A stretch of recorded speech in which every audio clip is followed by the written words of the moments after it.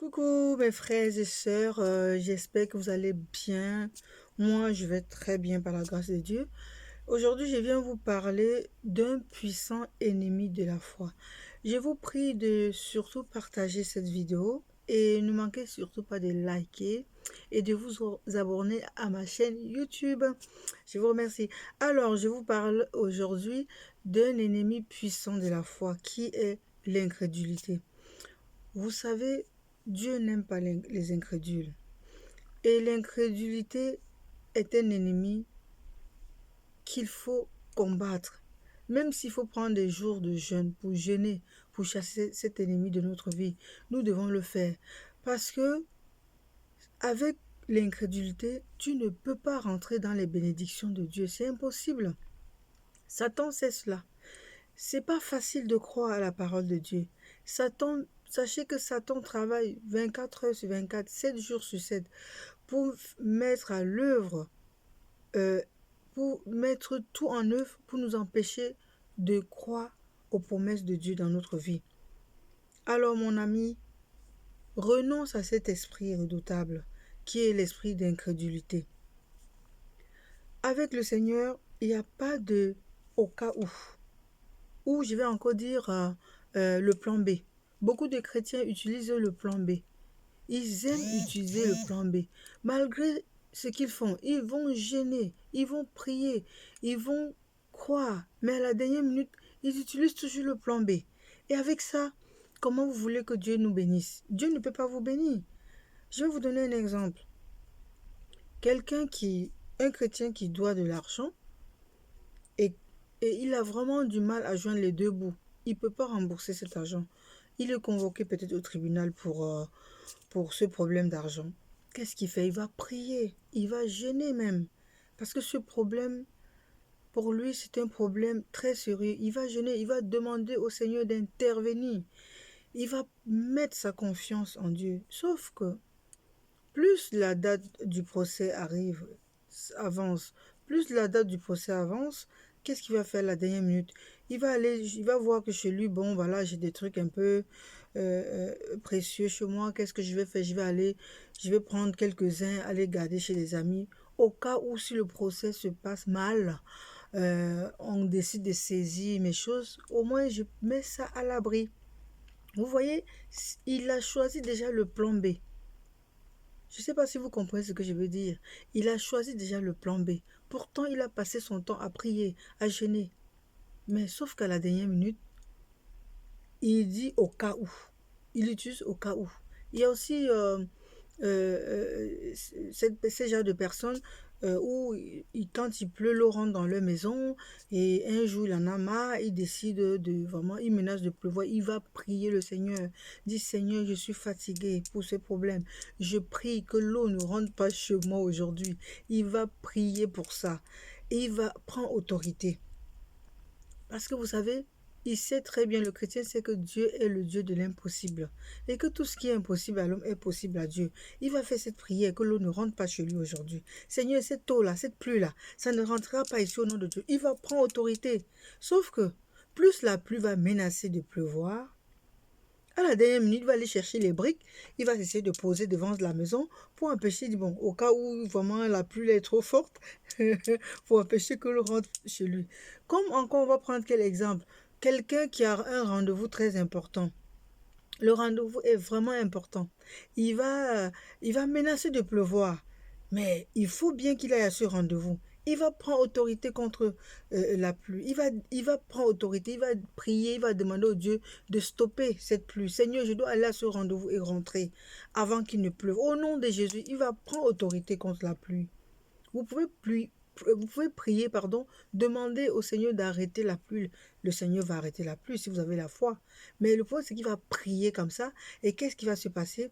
Il va s'élever pour partir, mais il prendra un parapluie avec lui, au cas où il pleut. Vous voyez que nous, les chrétiens, on utilise beaucoup le plan B, où on confie tous nos problèmes au Seigneur, ou on ne confie pas. Et beaucoup de chrétiens prient. Vous priez beaucoup, on prie, on jeûne, mais sauf qu'à la dernière minute, on a toujours un plan B dans la tête. C'est pour ça qu'on ne voit pas la main de Dieu dans notre vie. alors vous devez renoncer à l'incrédulité. C'est ça l'esprit d'incrédulité. C'est croire sans croire. Vous êtes en train de croire et à la dernière minute, vous vous dites, non, ne soyez pas comme Thomas. Je vais vous lire rapidement dans le livre de Jean 14, verset 1. Que votre cœur ne se trouble point. Croyez en Dieu et croyez en moi. Ça, c'est Jésus qui nous dit ça. Il dit ça pourquoi? Dans des circonstances tellement difficiles où les choses vont mal. Il dit dans sa parole, notre cœur ne doit pas se troubler. On doit dire, Seigneur, j'ai remis cette situation en ta main, je sais que tu es au contrôle et tu prends cette ferme assurance, tu te lèves, si c'est un rendez-vous, tu es au tribunal, tu vas au rendez-vous parce que tu as confié à Dieu, tu tournes le dos à ce problème, tu laisses Dieu gérer. Mais si tu veux passer au plan B, tu cherches à résoudre le problème toi-même alors que tu as déjà confié le problème à l'Éternel. Vous voyez comment est-ce que le chrétien est incrédule? Jésus te dit aujourd'hui, aie confiance en lui, que ton cœur ne se trouble point. Peu importe la situation que tu traverses, tant que tu as confié au Seigneur, que ton cœur ne se trouble point. Aie confiance en lui, aie confiance en Dieu. Voilà ce que Jésus nous dit dans sa parole. Et je vais vous dire aussi de ne pas être comme Thomas. Thomas, bon, on va même lire parce que je préfère qu'on le lise. C'est dans Jean 20, verset, je crois que c'est dans le verset Jean 20, on va lire rapidement.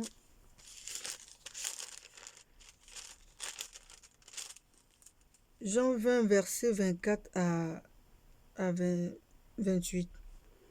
Thomas, appelé Didyme, l'un des 12, n'était pas avec eux lorsque Jésus vint.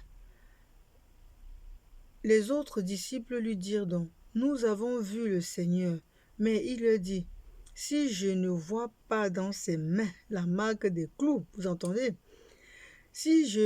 La marque des clous, et si je ne mets mon doigt dans la marque des clous, et si je ne mets ma main dans son côté, je ne croirai point. 8 jours après, les disciples de Jésus étaient de nouveau dans la maison et Thomas se trouva avec eux. Jésus vint, les portes étaient fermées, se présenta au milieu d'eux et dit, la paix soit avec vous. Puis il dit à Thomas, avance ici ton doigt et regarde mes mains.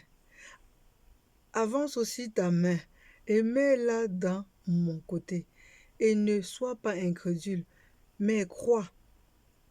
Thomas lui dit, mon Seigneur et mon Dieu. Jésus lui dit, parce que tu m'as vu, tu as cru. Heureux ceux qui n'ont pas vu et qui ont cru. Vous voyez? Jésus nous dit de ne pas être incrédule. Heureux toi qui lis la parole de Dieu et qui crois de tout ton cœur. Tu seras heureux, tu seras dans la paix. Satan ne veut pas que nous soyons dans la paix parce que la volonté de Dieu est que nous soyons dans la paix. La volonté de Dieu est que nous soyons dans la joie. Satan veut ôter cette joie dans la vie des enfants de Dieu. Mais je te dis aujourd'hui que si tu fais partie de ces personnes incrédules, commence à renoncer à ça. Même s'il faut que tu prennes des jours de jeûne pour prier contre cet esprit d'incrédule, parce que c'est un esprit qui peut t'empêcher de rentrer dans les bénédictions que Dieu a prévues pour ta vie. Je vous remercie d'avoir écouté cette parole et je vous souhaite une très bonne journée. Que la grâce de l'Éternel soit et demeure sur vous. Au nom de son Fils Jésus-Christ, j'ai ainsi prié. Amen. Merci.